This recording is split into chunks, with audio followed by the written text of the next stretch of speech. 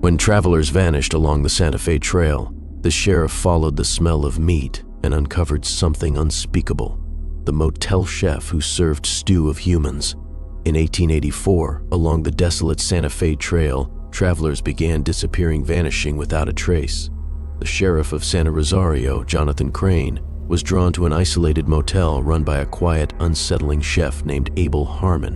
When Crane followed the scent of simmering stew, he had no idea he was stepping into a nightmare. The meal he was offered was no ordinary stew. It was made from the very flesh of those who had disappeared. And this was just the beginning of a far darker story. Sheriff Jonathan Crane had dealt with his fair share of strange cases, but the disappearances along the Santa Fe Trail were unlike anything he had seen before.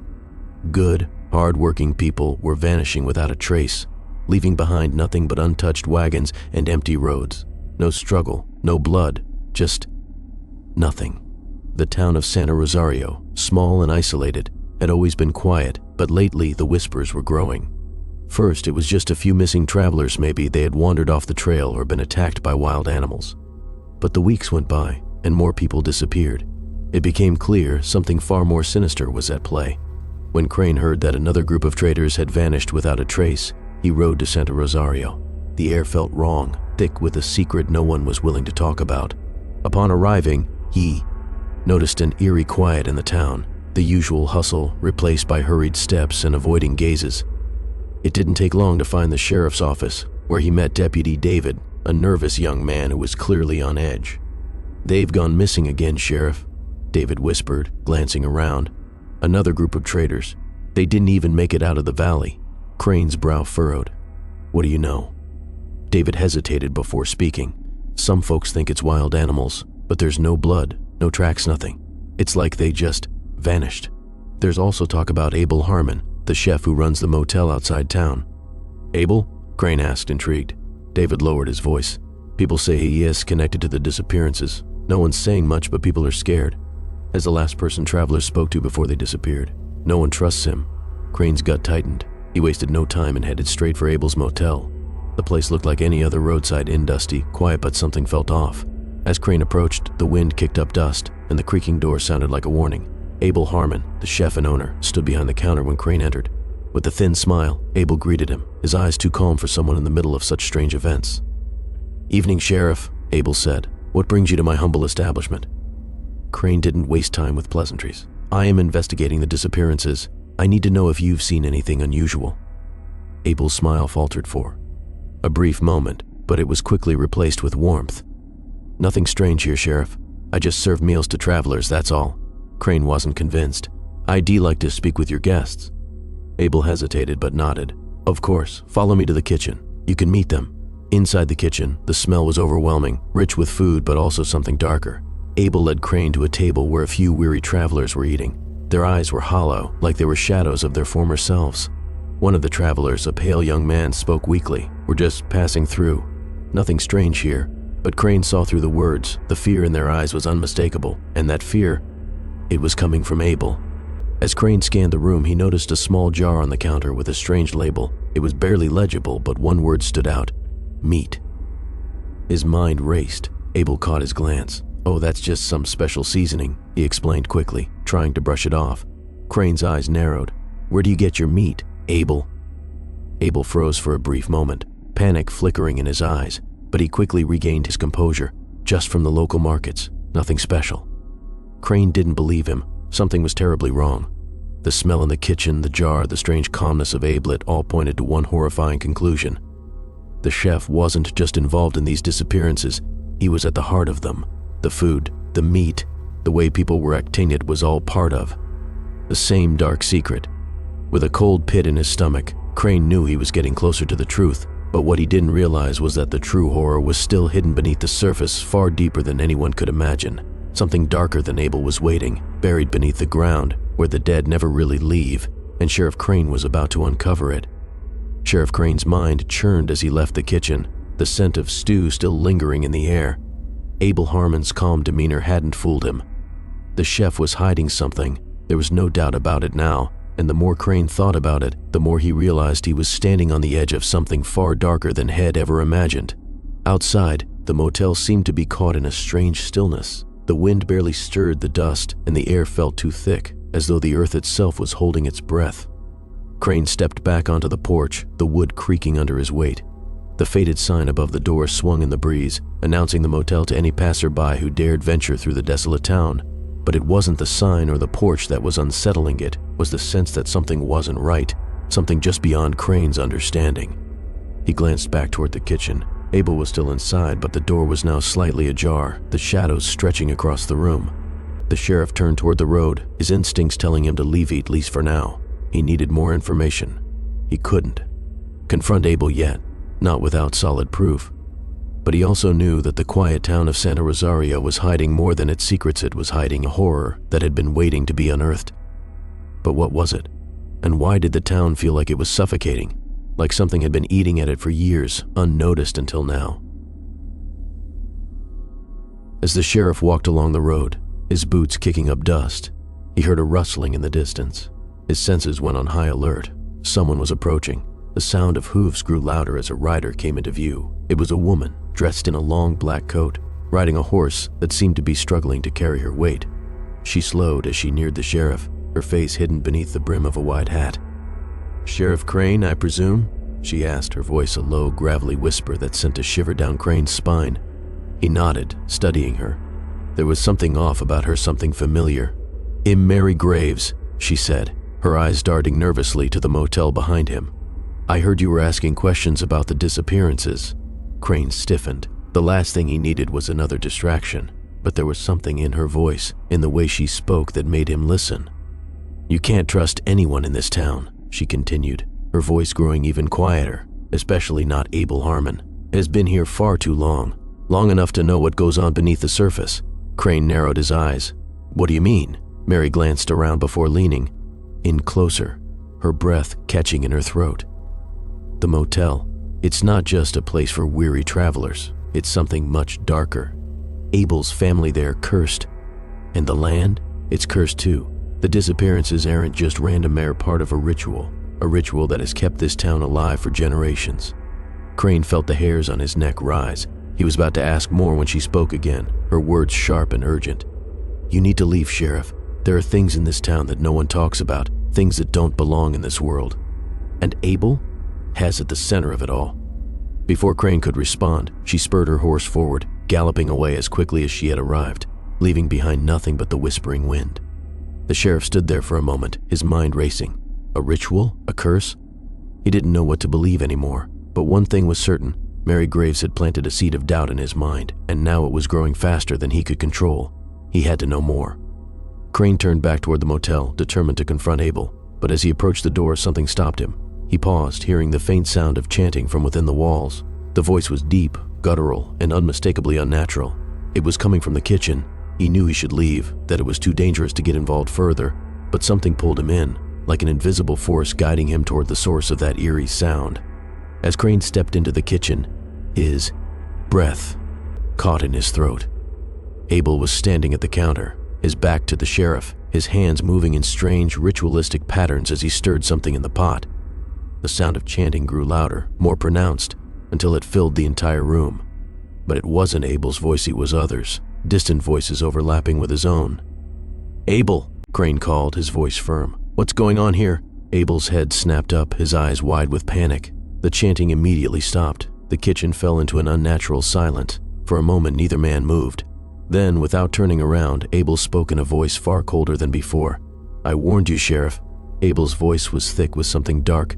"Some things are better left untouched. Some things can't be understood. You've come too far. You should have left when you had the chance." Crane took a step closer, his hand instinctively reaching for his gun. "What's going on, Abel? What are you cooking in there? Why are people disappearing?"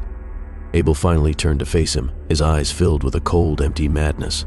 He chuckled low in his throat, a sound that sent a chill racing down Crane's spine. "You really don't understand, do you?" Abel whispered. "This motel, this land, it's more than just a place. It's part of something much older than you, something ancient. And the ritual, well, let's just say it's what keeps the land alive." Crane's mind raced. "What do you mean, alive?" Before Abel could answer, the ground beneath Crane's feet seemed to tremble. The floorboards creaked ominously, and a low, guttural growl vibrated from deep within the earth. The walls seemed to shift, as if the very building was alive, responding to Abel's words. "You can't stop it, Sheriff," Abel continued, his grin widening. "The land has been feeding on the souls of the lost for generations, and now, you're part of it." Crane's hand tightened around the grip of his gun. He couldn't let Abel get away with this, but even as the words formed in his mind, he realized something terrifying. Abel wasn't just a mon, he was a keeper of this curse, a puppet to something far worse. With no time to waste, Crane lunged toward Abel, aiming to arrest him. But as he did, the floor buckled beneath them. The lights flickered violently, and the chanting resumed, growing louder and more deafening. The motel seemed to pulse with dark energy. Abel laughed, but it wasn't the sound of a man, it was something inhuman. "It's too late for you, Sheriff. You've already stepped into the trap." The walls cracked open, revealing a hidden chamber beneath the kitchen. It was a hellish scene, filled with strange symbols carved into the stone, and in the center of it all, a massive altar stood blood-stained and waiting. Crane's heart pounded. He was too late. Abel wasn't just a cook, he was a sacrifice. And now, the ritual was about to consume him as well. But what Crane didn't know was that the ritual wasn't just about sacrifice. It was about control, and the land wasn't just cursed. It was alive, hungry, and it had already set its sights on its next victim. Sheriff Crane's heart raced as the walls of the motel seemed to pulse, echoing with the low, guttural chanting. The very air around him felt charged, alive with an energy that had no place in a simple roadside inn. Abel's laughter faded into a twisted murmur, his voice growing more distant, as though the motel itself was swallowing him whole. The sheriff gripped his revolver tightly, unsure whether the terror he felt came from the sheer madness in Abel's eyes or from the deep, invisible force that had taken root in this cursed place. But as the tremors beneath his feet intensified, it became clear Abel wasn't just a bystander in this madness. He was a participant, a key player in a twisted ritual that had claimed generations of lost souls. Crane stepped back, his mind racing. He needed to think. He couldn't let the chef's madness pull him under. He looked around frantically, his gaze falling on the simmering pot in the center of the room. The smell of stew still hung in the air, thick and inviting. No, he couldn't focus on that right now. The walls were closing in. The building itself was alive, and whatever was happening here wasn't just about Abel. It was about the land, about the dark force that had been feeding off of these travelers for far too long. "Abel," Crane shouted, stepping toward the man. "You've got to stop this. You're feeding it. You're feeding it with human lives." Abel's expression remained eerily calm, as if the sheriff's words meant nothing. His smile twisted into something far more sinister as he turned slowly, his eyes dark and distant. "It's not about stopping it, Sheriff," Abel said softly, almost lovingly. "It's about accepting it. You'll understand soon enough. You're already too deep. This place, this land, it's calling to you." Crane's stomach turned. Abel was beyond reasoning, his mind lost to the dark forces head willingly fed. But the sheriff couldn't let him win out yet, not without a fight. But as Crane moved closer, a sudden thought struck him. If this wasn't just about the people disappearing, if it wasn't just about Abel's twisted culinary skills, then what was the true purpose of the ritual? "What does it want, Abel? What does this thing need?" Crane asked, his voice low with dread. Abel's eyes darkened even further, as though the question had stirred something deep inside him. For a moment, he didn't speak. He simply stared at the sheriff, the silence hanging thick between them like a suffocating fog. Finally, Abel spoke, his voice colder than before.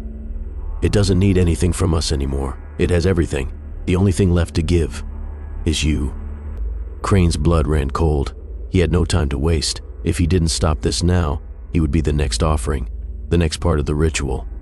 He took another step forward, gripping his gun tightly, ready to put an end to Abel's reign of terror. But just as his hand reached for the trigger, the ground beneath him shook violently. The lights flickered. The walls seemed to breathe, expanding and contracting like the building itself was alive. And in that instant, the floor opened wide, splitting beneath Crane's feet. He stumbled back, the gun slipping from his hand as the ground gave way, revealing a hidden staircase leading downward into the earth. The air was thick with the scent of rotting meat and decay, and the deeper he looked, the more he realized this wasn't just a cellar. It was a chamber, a crypt, and it was alive. "No!" Crane cried, fighting to maintain his footing as the earth groaned beneath him. But the pull was undeniable. The darkness below was hungry, and it wasn't just looking for Abel, it was looking for him.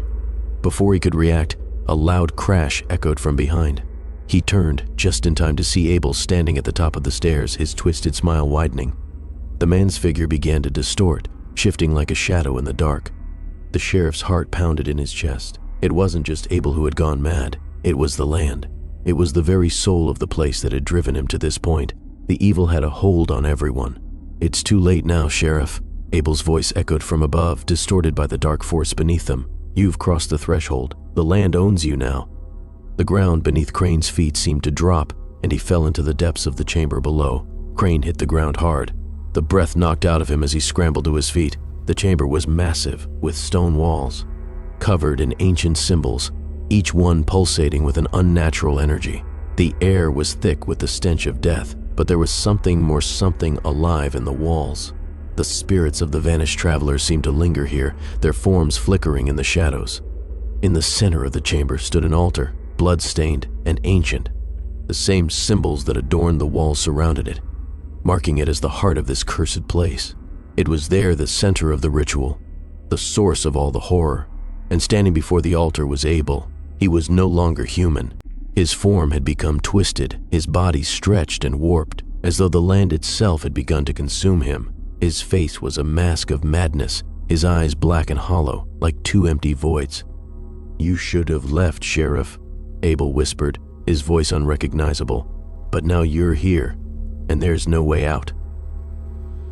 Suddenly, Crane realized the true nature of the curse. It wasn't just about Abel.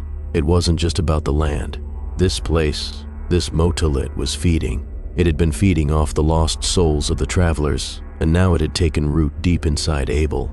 The ritual wasn't just about keeping the land alive, it was about sustaining a hunger that needed constant feeding. The walls seemed to close in, the chamber growing darker, the chanting louder. It wasn't just Abel who had been consumed by the curse, the land itself had become the true monster. But then, something inside Crane snapped. He wasn't just going to stand there and die. He wasn't going to let this thing win. The sheriff had a weapon, and it wasn't just a gun. He had his will, his refusal to let evil reign. With a roar of defiance, Crane lunged forward, grabbing a nearby stone and hurling it at the altar. The impact sent a shockwave through the chamber, causing the walls to shake violently. The chanting stopped, the land itself recoiling in pain. Abel let out a guttural scream as the ritual began to unravel. The ground trembled, the air crackling with energy, and the altar began to crumble. But as the pieces of the ritual fell apart, Abel's twisted form seemed to grow even more monstrous. The sheriff was just one man, but in that moment, he understood that he had to end it, once and for all. As the altar shattered, the chamber began to collapse around them.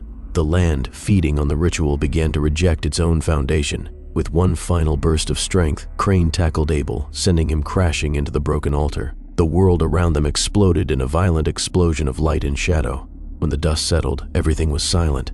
Crane lay in the wreckage, the taste of iron in his mouth. The chamber was still, the land momentarily still, but the sheriff knew it was not over. The curse had been broken, but the land always finds a way to feed again. And the land wasn't finished with Crane. Not yet. Sheriff Crane's mind was still reeling from the chaos of the hidden chamber beneath the motel. Abel, or whatever was left of him, had been consumed by the curse just as the land had devoured everything else. The ancient ritual had collapsed in a violent burst of energy, but the sheriff knew the destruction wasn't total. The land had only been stunned, momentarily thrown off its course. Crane staggered to his feet, his body sore from the fall, his mind scrambling to make sense of what he had just witnessed. The altar was shattered, the stone walls cracked and broken, and the oppressive darkness that had once hung in the air was beginning to dissipate, only to be replaced by a stillness that felt far too unnatural. The land was wounded, but it was far from dead. He stumbled out of the chamber, his hand still clutching his revolver. There was no time to waste. He needed answers. He needed to know what had driven Abel and so many others to commit such horrific acts. What had fueled the curse that had haunted this land for so long? But as he made his way back to the motel, something struck him. There were more clues, more evidence hidden away. He hadn't uncovered everything. Not yet. By the time Crane returned to the motel, the building had returned to its quiet, unsettling state. The lights flickered above him, casting long, jagged shadows on the walls. The smell of stew still lingered in the air, a constant reminder of the horrors he had just uncovered.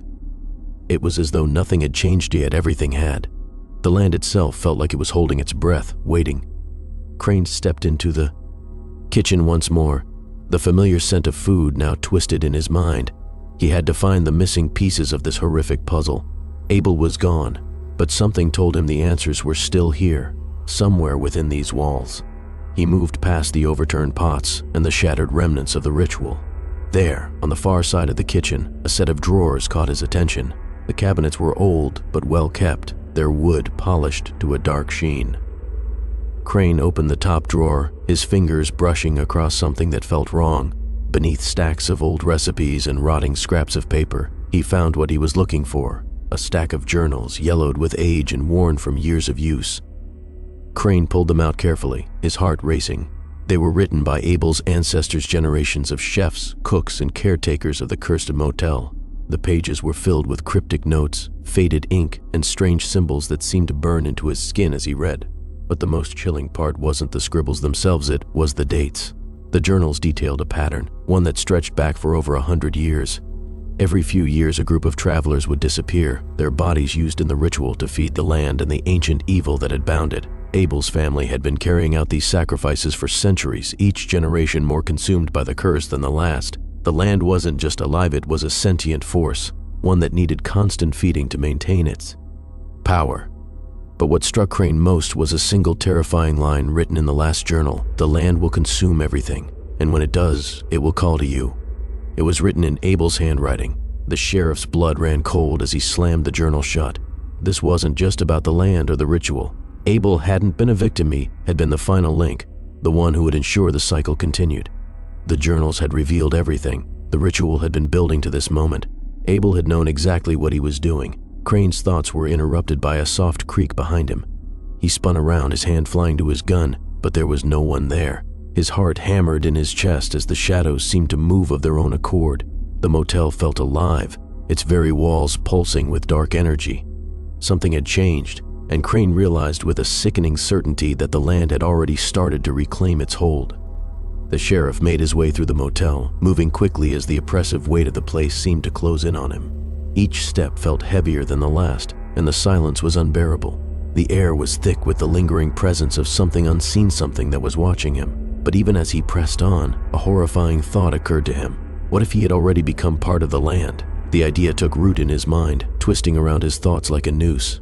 The land, the evil, it wasn't something that just took, it claimed. It changed you. Slowly, imperceptibly.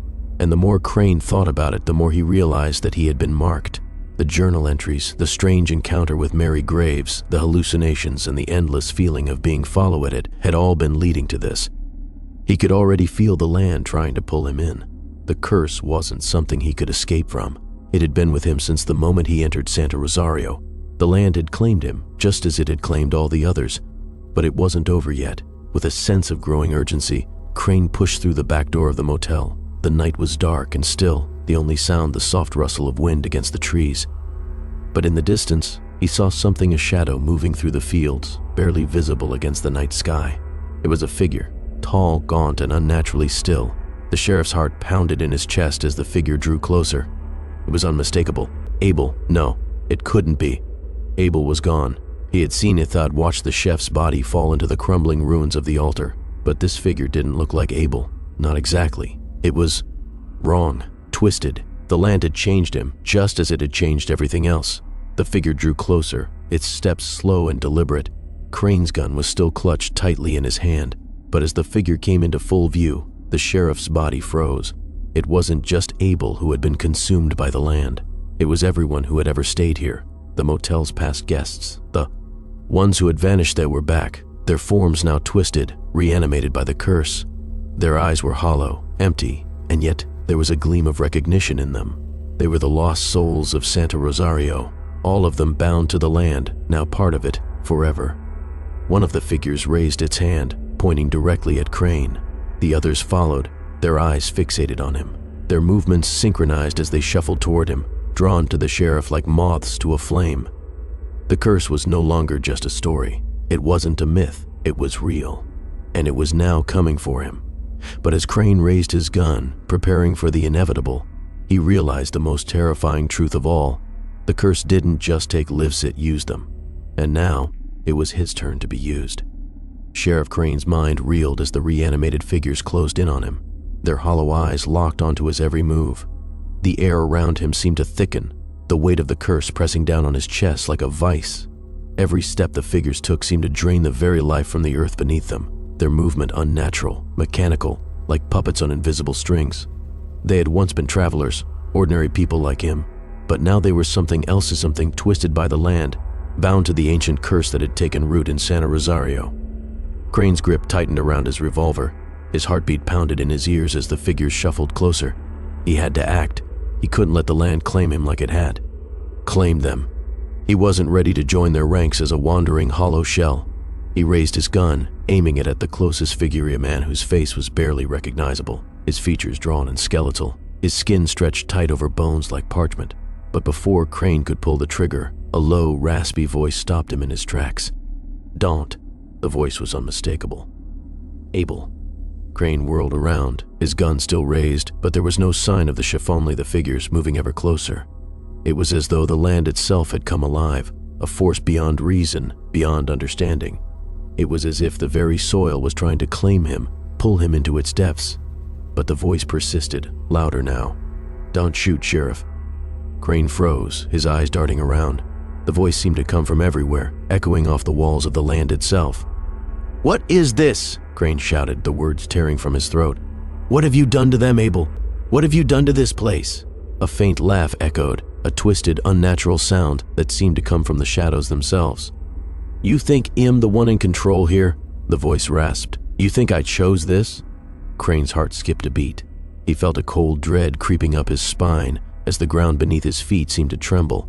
The curse wasn't just a ritual. It wasn't just about feeding the land. It was a force, a sentient, insidious thing that had been waiting for centuries to find someone who could maintain its grip.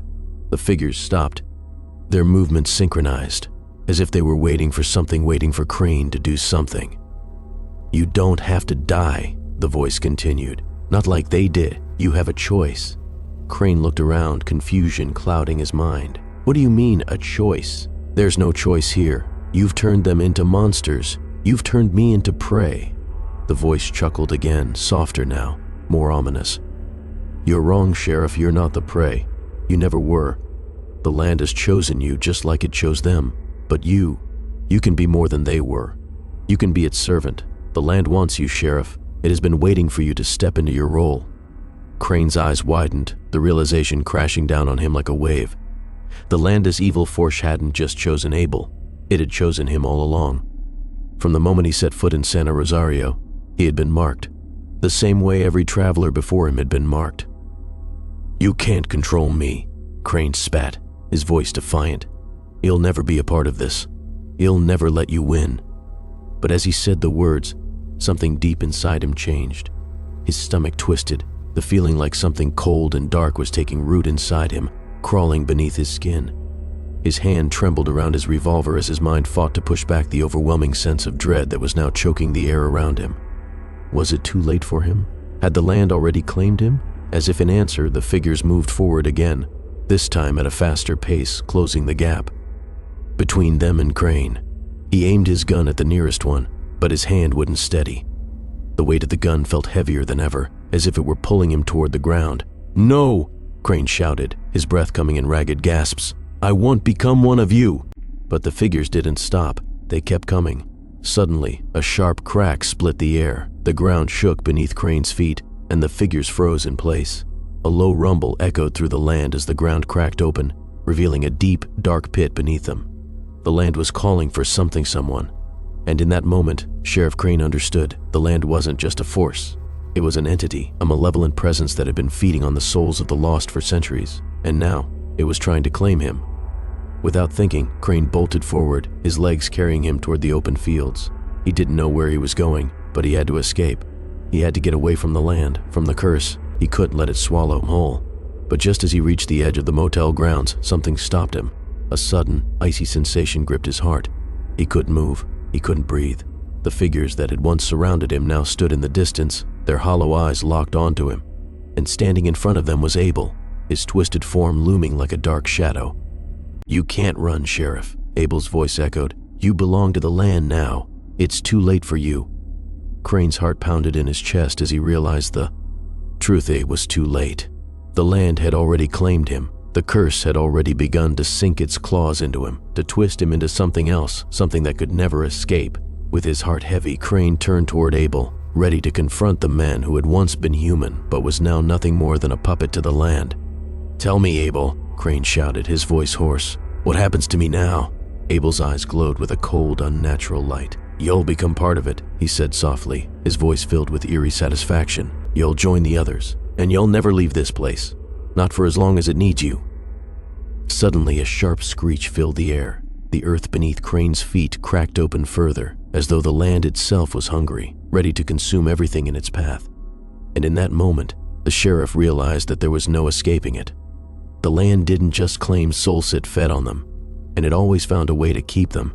As the figures began to move toward him once more, Crane understood the horrifying truth. He was already part of it. He was already inside the land's grasp. But just as the land seemed to close in on Crane, a faint whisper reached his ears, a voice he hadn't heard in years, a voice from his past, long buried. And for a fleeting moment, he wondered if there was still one chance to break free, if the land hadn't truly taken everything yet. The land had claimed him. Sheriff Crane could feel it the moment his foot had crossed into Santa Rosario. He had been marked, bound by the evil that had festered in this place for centuries. The land had been waiting for him. It had been watching, listening, feeding on the lost souls of travelers who dared wander into its grasp. And now, he was one of them. His breath was shallow as he turned back toward the shadowy figures, the souls of the vanished travelers that now stood as twisted husks of their former selves. Abel, their leader, was no longer the man he once washed with something else. The chef had become a vessel for the land's evil, a puppet that moved only at the will of the dark force that had claimed them all. And Crane? He had been dragged into their cursed existence. The air grew colder. The wind howled as it rushed through the barren fields, whispering the dark secrets of the land. The earth beneath Crane's feet seemed to shift, pulling him toward the center of it all, very heart of the curse. He felt it in his bones. It wasn't just a battle between man and evil anymore. It was the land itself, a living, breathing entity, hungry and relentless. But then, something inside Crane snapped. A flicker of defiance, buried deep beneath the curse's influence, ignited within him. He couldn't let this be his fate. He couldn't let the land win. There had to be a way out, a way to break the curse and destroy the entity that had been feeding off of the souls trapped here for generations. He forced himself to focus, his mind racing through the fragments of the journals, the cryptic messages that Abel's ancestors had written. Feeding the land, the ritual is complete, the land calls to you. And then it hit him. The key wasn't just in destroying the altar or confronting Abel, it was in the very nature of the curse. The land wasn't just ticking, it was bound by the bloodline. It had been fed for generations by Abel's family, and it needed them to continue the ritual.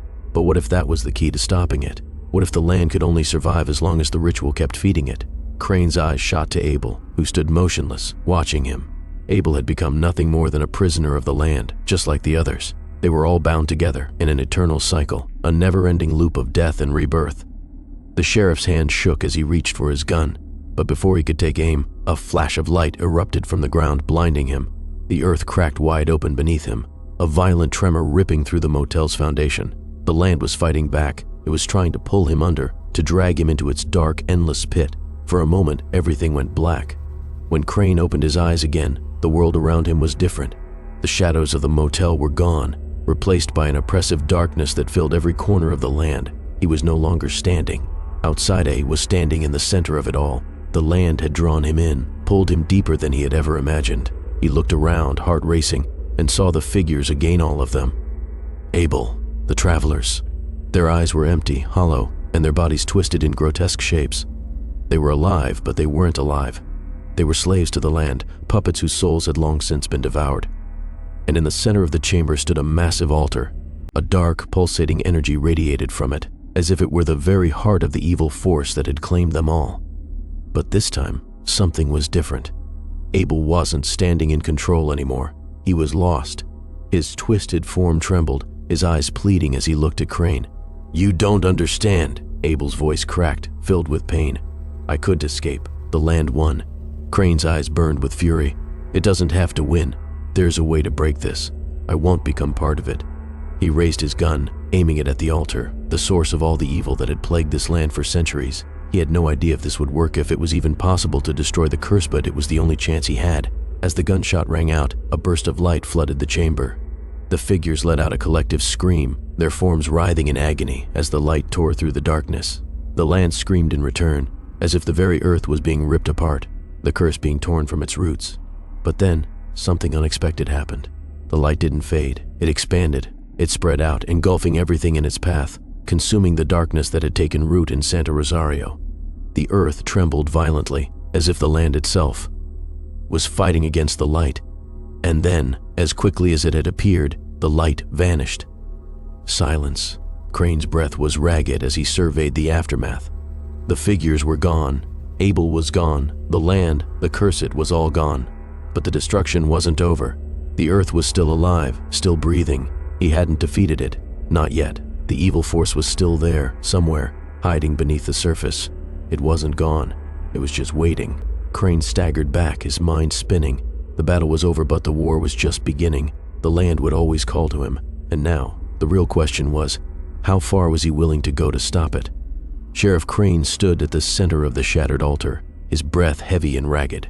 The burst of light had consumed everything Abel. The figures, the curse, the land, once alive with dark energy, now lay still, as if waiting for something. For a moment, there was only silence. A deafening silence that felt too final, too absolute. But even as the sheriff steadied himself, there was a growing sense that something wasn't finished. The ground beneath him still seemed to pulse with an unsettling energy, like the land was breathing. The curse had been broken, yes, but it wasn't gone. The earth itself had tasted blood, and it was hungry for more. Crane's heart raced as he glanced around the ruined chamber. The shadows in the corners of the room felt like they were alive, shifting, watching. And yet, there was no sign of Abel, no trace of the figures that had once stalked the land. It was as if the land had taken them, had consumed them whole, leaving nothing behind but a hollow emptiness. But that wasn't possible. Not with a force like this. The light had been his only hope, but had it truly been enough? Crane's thoughts were interrupted by a faint whisper in the air. His body went stiff as the voice slithered into his mind, uninvited, unrelenting. "Not finished yet, Sheriff." It was a voice that was both familiar and foreign, a voice from his past stone he hadn't heard in years. "Mary?" Crane whispered, his voice trembling. "Where are you?" The voice didn't answer directly. Instead, a low, eerie laugh filled the air, bouncing off the walls. It wasn't Mary anymore. It was something far darker. "You thought you could escape," the voice taunted, growing louder, more insistent. "You thought you could destroy me, but you've only broken the surface. The land always survives, Sheriff." Crane's heart hammered in his chest. This wasn't Mary. It was something else's something, far more sinister. The land wasn't finished with him. It was just beginning. Crane spun around, his hand moving to the grip of his revolver. He had to act fast. There was no telling what this entity's evil was capable of. The land had a mind of its own, and he was still trapped in its grasp. He had been marked, and now there was nowhere to run. The air grew colder, sharper. The ground beneath his feet groaned, and for a moment, he felt the terrifying sensation of something rising from the earth, something old, ancient. The land wasn't just alive. It was aware. It had been waiting for him, and now it wanted him more than ever. Crane stepped backward, feeling the pull of the darkness. He needed to get out. But just as his foot hit the edge of the altar's remains, a deep, guttural growl echoed through the chamber. A force, darker than anything he had ever encountered, suddenly surged up from the ground, knocking him off his feet. He landed hard, gasping for breath as the world around him spun. His vision blurred, and a chilling cold filled his bones. The land had begun to react, feeding off the residual power that had been left behind when the ritual was destroyed. But the land wasn't healing. It was fighting back. It was angry. As Crane struggled to his feet, he heard the voice again, louder now, more distorted. It seemed to come from every direction, as if the land itself was speaking to him. "Foolish man," the voice hissed. "You thought you could destroy me. You thought you could end it all? No, I am the land. I am the earth, and you were nothing but a moth drawn to the flame." The shadows grew, swirling around him, and in the center, a shape began to form. It was not human. It was not even close. It was a creature of shadow and nightmare, its form constantly shifting, a mass of dark tendrils that reached out to envelop him. Crane's blood ran cold as he realized what he was seeing. The land had become the curse. It wasn't just a place. It was an entity, a twisted, malignant being that had been feeding on the souls of the lost for centuries. And now, It had found its next victim. The creature moved toward him, its tendrils outstretched, ready to claim him, to drag him into the earth with all the others. But just as the darkness closed in, Crane's mind flashed to the journals of family history that Abel had kept. The bloodline, the sacrifice, the curse was tied to more than just the land. It was tied to Abel's ancestors. It was generational. The sheriff's eyes widened as an idea formed in his mind. What if the key to breaking the curse was to sever the land's connection to its bloodline? What if, by destroying the last remaining link, the land would lose its power? But how could he do it? Abel was dead, his family gone. Yet something told Crane that the answer wasn't just about destroying the land, it was about destroying the bloodline once and for all. The tendrils of darkness lashed out at him, the creature's form growing more solid with every passing second. It was trying to consume him, to turn him into one of its twisted, empty servants. But Crane didn't hesitate. He had one chance, and he had to take it. With all his strength, he grabbed the remains of Abel's journal from the ground. He flipped through the tattered pages, his fingers flying over the old paper until he found what he was looking for. There, in the fading ink, was the final entry. The land will always call for the next one. It will always return. But if the last remains of the bloodline are consumed, the curse will break. Crane's heart raced. He had to act. The creature was closing in. With his free hand, he grabbed a nearby stone from the altar's remains.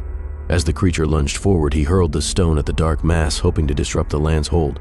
The stone struck the ground with a deafening crack.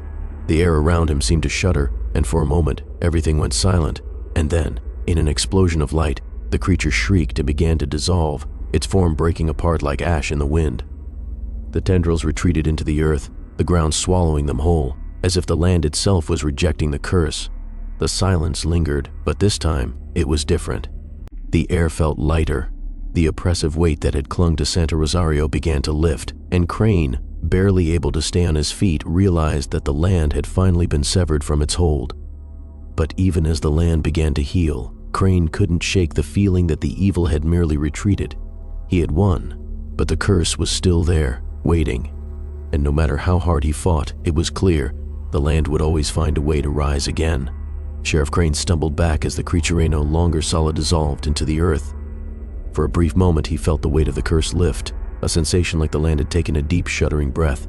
It wasn't over. Not yet. But there was a sense of release, a feeling that perhaps he had done enough. The twisted, malignant force that had once filled the land was now retreating. Its tendrils pulled back into the depths. The air around him began to feel lighter, as though the darkness was finally losing its grip on Santa Rosario. But as Crane's hand gripped the journal, his fingers trembling, something deep within the earth caught his attention, a low hum, vibrating through the ground. The sheriff froze, his heart skipping a beat. The hum wasn't gone. It was building, like a warning, a pulse of something alive beneath the soil, eager to reawaken. "No," Crane muttered, eyes wide. "It's not over." The ground trembled again, this time more violently, shaking the walls of the ruined chamber. The journal slipped from his hands, the pages fluttering in the wind as though the land itself was reaching out to reclaim them. The light that had briefly filled the room dimmed once more, and the oppressive atmosphere returned. But it wasn't the same, it was worse. Crane glanced around, trying to make sense of the shifting shadows, the increasing vibrations underfoot. The journal had revealed the truth: the land could only be severed from its bloodline if the last piece of the curse was destroyed. But the bloodline wasn't fully severed. It had been passed down through Abel's family, and now, with the last remnants of Abel's legacy destroyed, Crane realized what he had failed to see. The real ritual had not been completed. The ritual had been set to end with the final offering him. The ground beneath him cracked wide open, sending a burst of air rushing through the chamber. Crane leaped back, just narrowly avoiding the jagged stones as the earth split apart. There, rising from the newly opened crevice, was a dark, swirling force, like smoke and shadows intertwined, pulling itself into a tangible shape.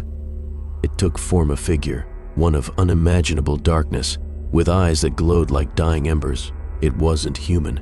It wasn't even close. The figure turned its head toward the sheriff. Its eyes locked onto him with an intensity that made his blood run cold. This was it, the land's true form, the ancient entity that had ruled this land for generations. Abel had been its servant, just as his ancestors had been. And now, the final servant was here, Crane. "You cannot escape me, Sheriff," the entity whispered, its voice a chorus of torment and promise. "The land has already claimed you. Your blood is mine." Crane staggered backward, panic rising in his chest. This wasn't just a curse, it was an entity, an ancient force bound to the land. and now it had come to claim its final victim. The land had been feeding off the souls of the lost for centuries, and now it was going to feast on his. But in the depths of his fear, something shifted. A flicker of understanding, of purpose, flashed in Crane's mind. The land, the entity it wasn't just feeding, it was trapped, just like the souls it had consumed. The land needed the bloodline to keep the cycle going, to keep it alive. Abel's family had been its caretakers. And now, with Abel's death, the bloodline had been severed. But not completely. There was one last link, him. But Crane had a choice. He wasn't the final piece of the ritual. He was the key to ending it. With his heart pounding, Crane stepped forward. The entity's eyes narrowed, and the shadows around him swirled faster, angry and desperate. It lunged forward, but Crane raised his hands, focusing all his energy on one final thought. "I won't feed you," he whispered, his voice low and determined. As he spoke the words, the entity screeched in rage, its form flickering and distorting as though something was pulling at its very core.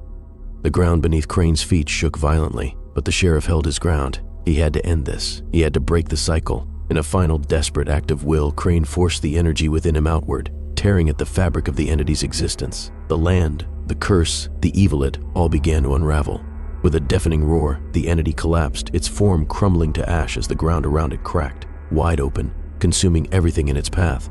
The earth itself seemed to retch, pulling the last remnants of the curse back into the depths, never to return. Crane fell to his knees, the weight of the moment crashing down on him.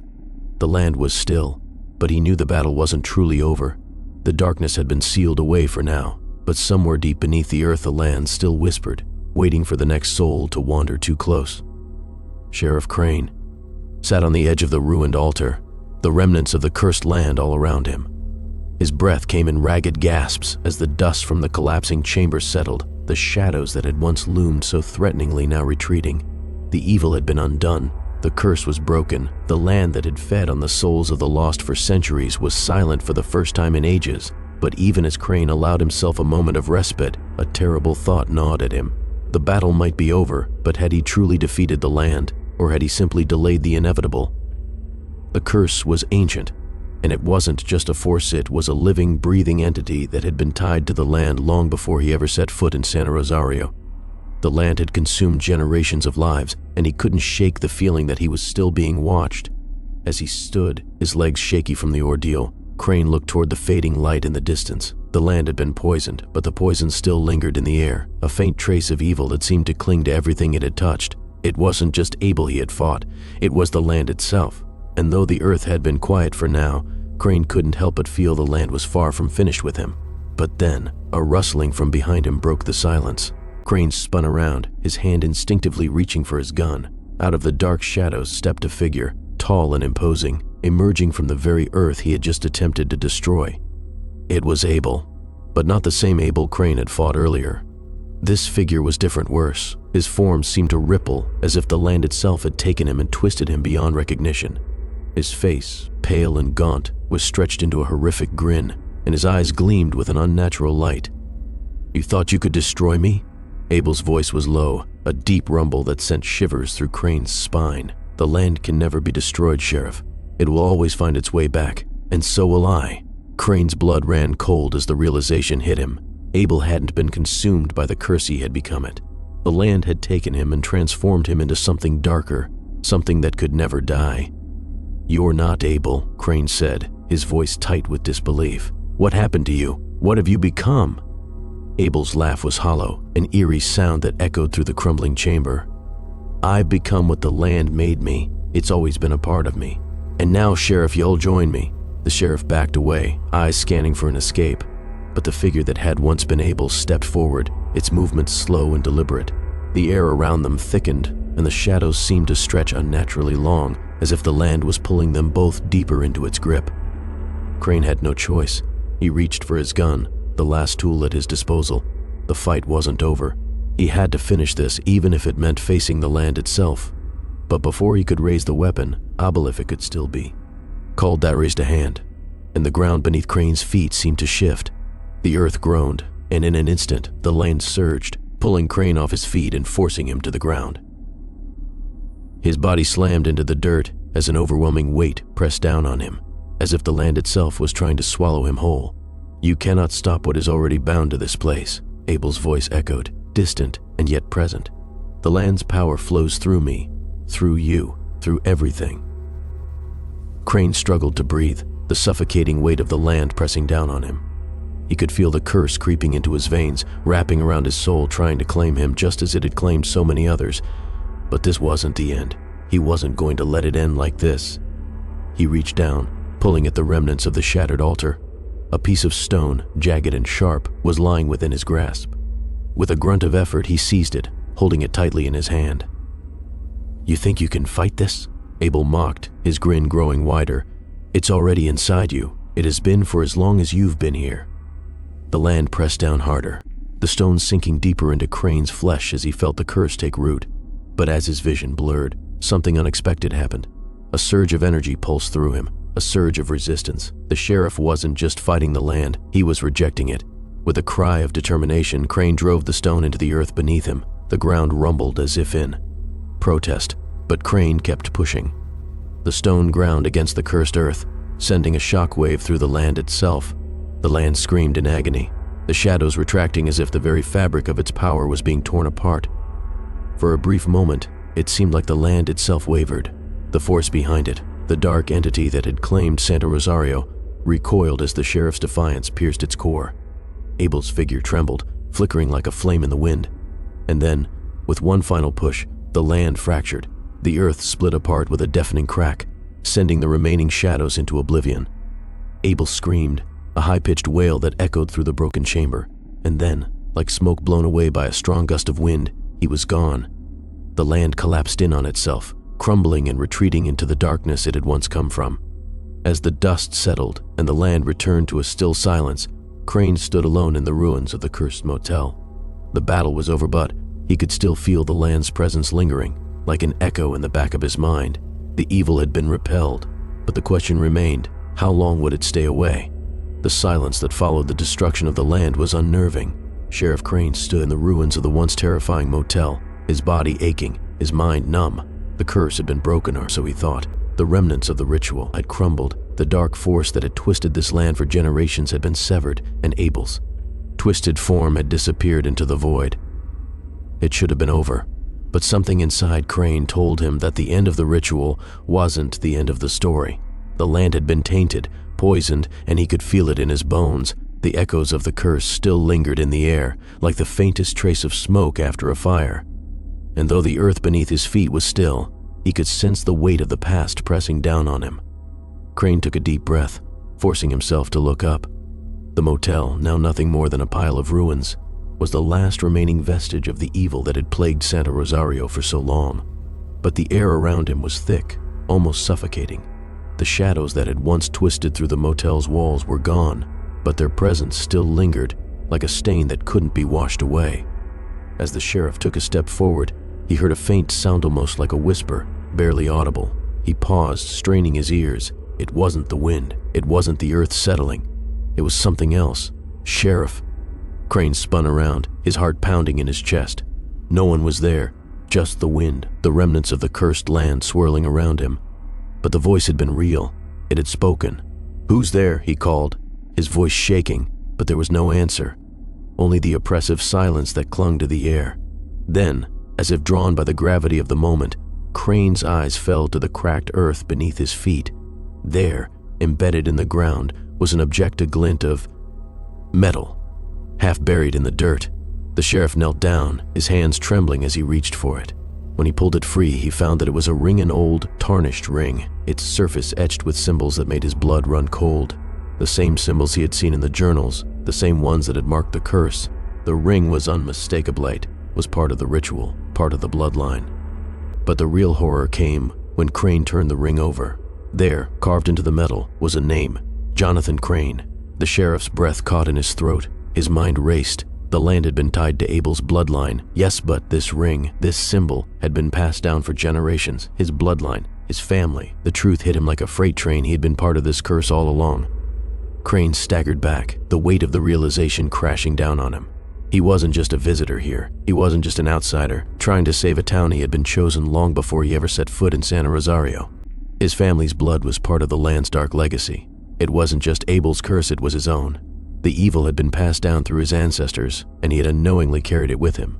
It wasn't just about stopping Abel. It was about stopping himself.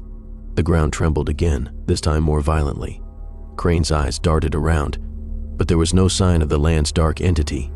The shadows that had once consumed everything were now gone, but the remnants of the curse remained. They always would. The land was bound to the bloodline, and the bloodline had been passed to him. No, Crane whispered, his voice cracking.